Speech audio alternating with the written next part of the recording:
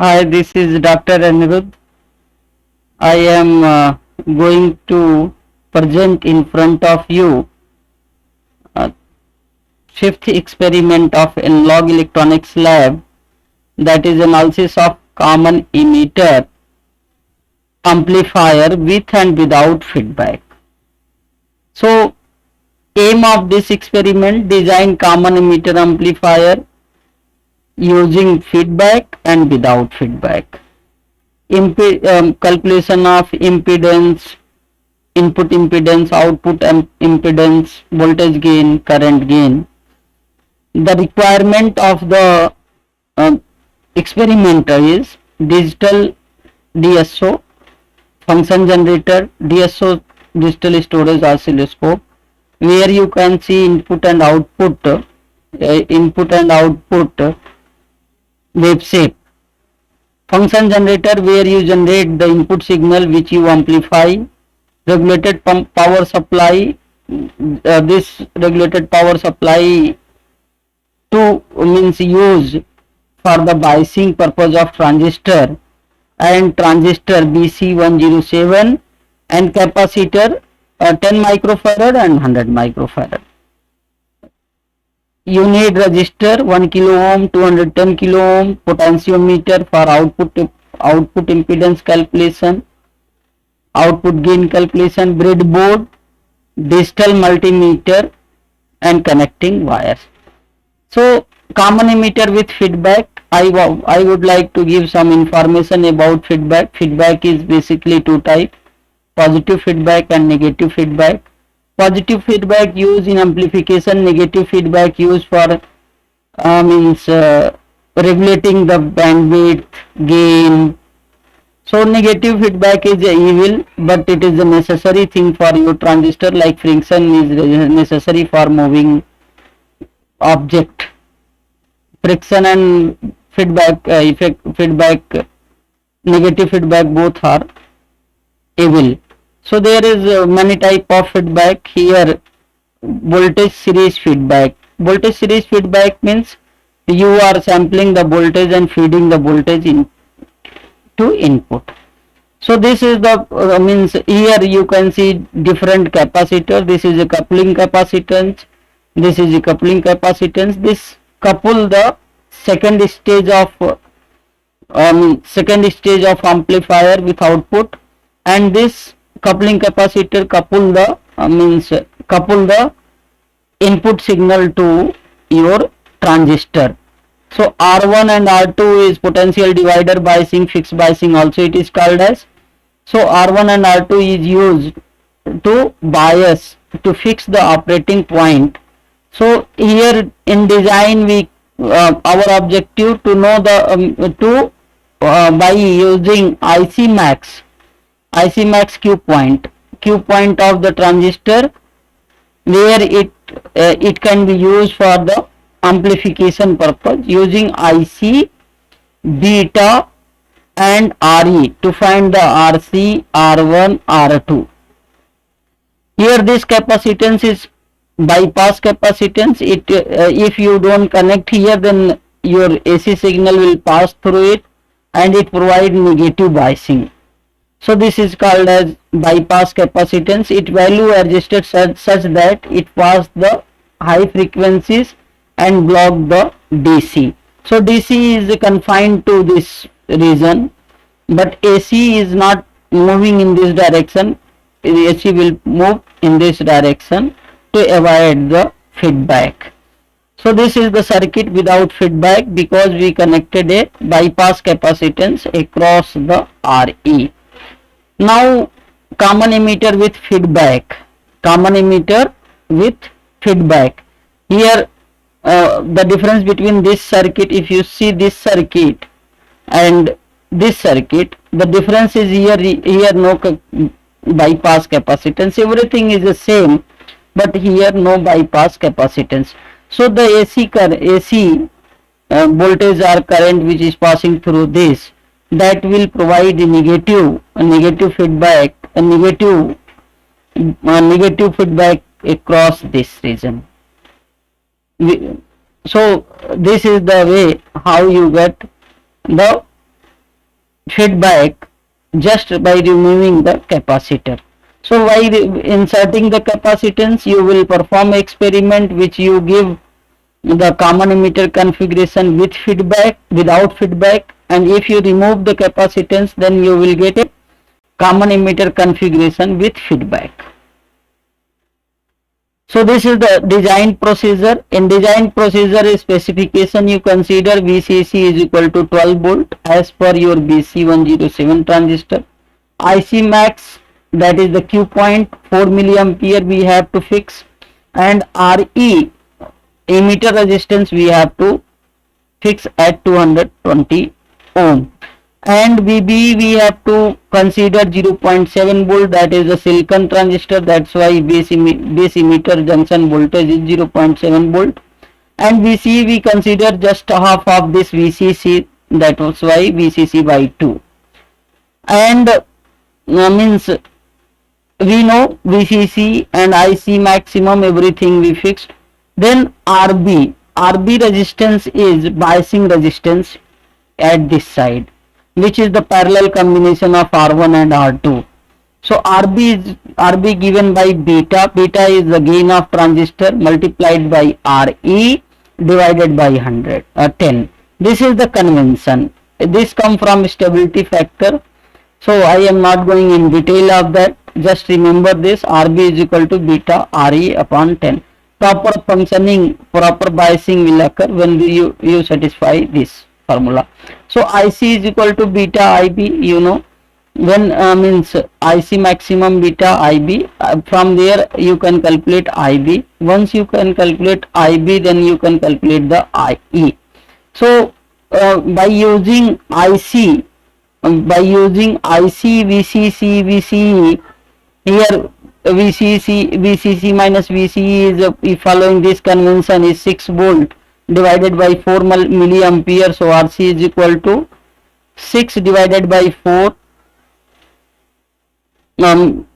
kilo ohm. So RC value we calculated easily, RC value by using this formula. Now R1 and R2. RB is the parallel connection of R1 and R2. Using this information, RB is equal to beta RE upon 100. So by using, now you can calculate the BB voltage applied across this region, and it related with R1 and R2 in following way. So IB into RB plus BBE plus RE, total voltage in this region, BBB is equal to RB IB IE BBE. So this give you BBB. By using BB from this expression, you can calculate the R1 and R2. In this way your design is completed. You calculated RC by using this formula. You calculated R1 by using this formula, RB VCC BBB, and you calculated R2 by using this formula. So now everything is with you: R1 value, R2 value, and RC value. So your design is completed. Now come on the procedure. First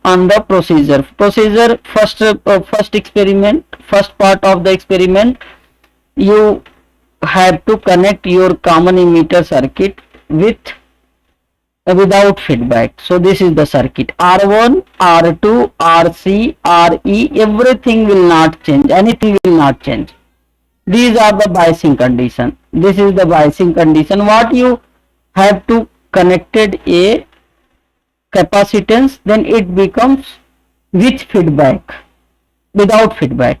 If you remove this capacitance, it becomes with feedback. So first you have to connect this circuit. Second step, adjust now function generator, give a input of 50 millivolt peak to peak at 1 kilohertz. Later we will see, we will vary the frequency also. 1 kilohertz you have to give. If you give 1 kilohertz, and 50 peak to peak, measure the input voltage output. Now measure the peak to peak output voltage across the output and input voltage, both you can measure. Input voltage is 50 millivolt with RS, and if you cannot consider RB and RS, then input voltage is different, that gain much larger. So gain reduce when you connect this RS. Choice is yours. You can measure input voltage here, AC input voltage here, corresponding to here AC voltage here. You can measure peak to peak voltage here, peak to peak voltage, or you are free fix 50 millivolt here, then corresponding output voltage you can measure. So the same thing here. To calculate the input current, measure the voltage at point A and B. So how you can measure the input voltage? Just consider a point A and consider a point B. Take the difference of these two. Easily you can calculate the voltage here. Voltage here you can calculate, and voltage here you can calculate. So with respect to ground here and here you can measure, then input resistance you will measure, and then measure the input voltage here, divide that input voltage with input current, you will get input impedance.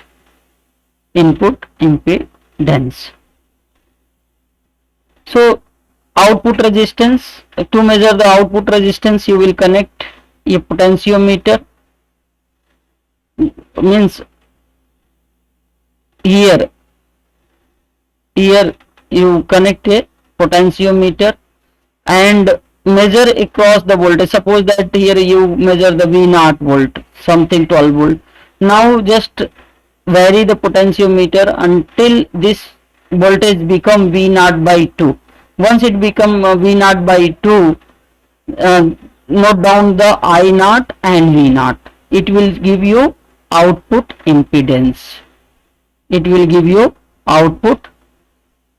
impedance. And open means you can measure the current. Now you can measure the voltage gain, current gain. Input current, output current divided by input current gives you current gain, and output voltage divided by input voltage gives you voltage gain. And input resistance you will get by dividing input voltage divided by IN. You got that. And now now vary the frequency of input signal and measure the V out, I out and I in. Everything you measure that, and you can plot a graph between frequency and gain for to know the frequency response. So this is all about connection of your circuit for the measurement of common emitter configuration without feedback. This thing. Now you can repeat, you can repeat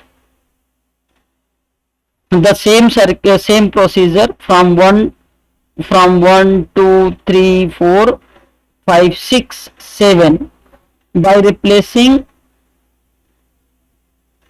by removing the capacitor. Once remove the capacitor, again you measure the V out voltage, V in voltage, and connection of a potentiometer, and measure the value of V out, change the potentiometer value and measure the V out. Here changing the potentiometer, you are changing the load, actually RL value. Here changing the potentiometer, potentiometer is used here as a load, such that the voltage, open voltage, this is open voltage actually. When you connect the load here, impedance is decreases and your current start flow from here to here. So this is the reason why we are connecting a potentiometer here, and vary that up to the time when VCC divided by 2. So that is the way.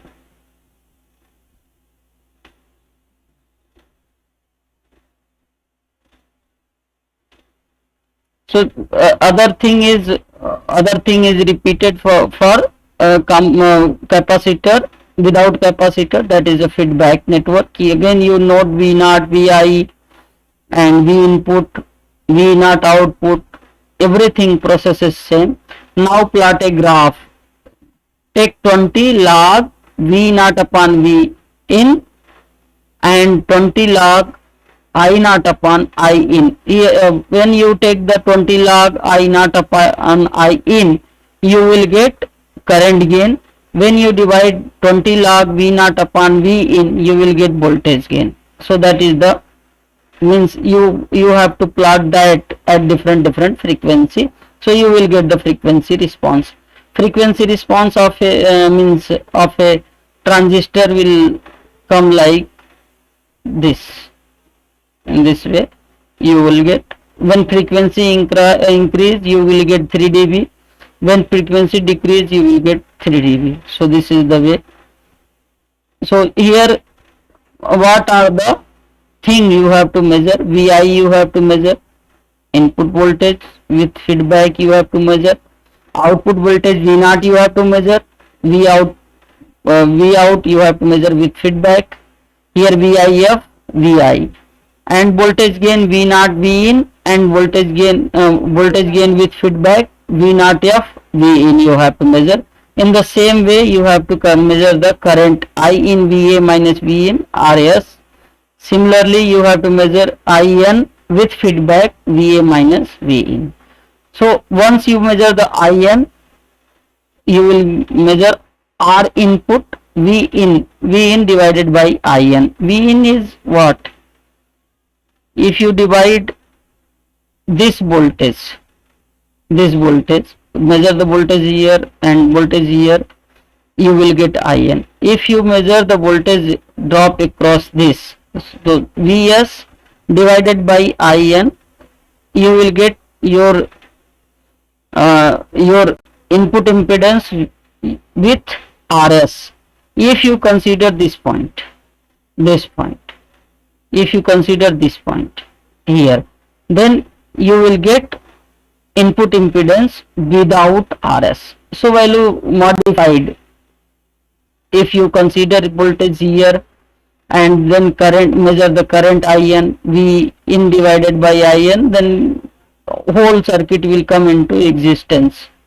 Whole circuit, this portion will come into at a time. So as you wish, you can take the voltage here, and you can divide the IN, then you can get RIN. So that is the one way.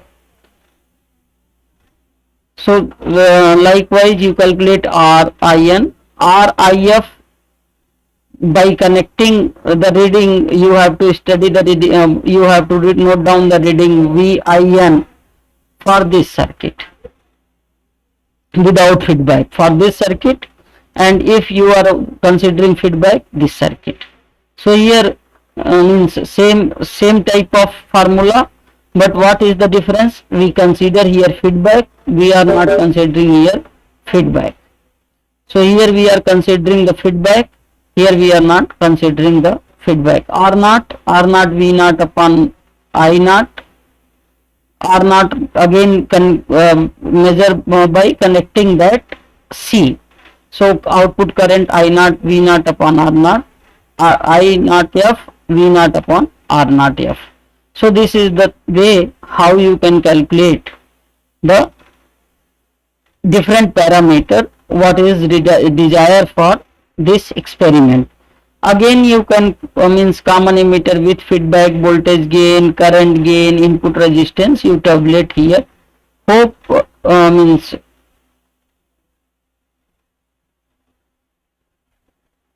hope this video help you for performing this experiment. Thank you for watching. Have a nice day.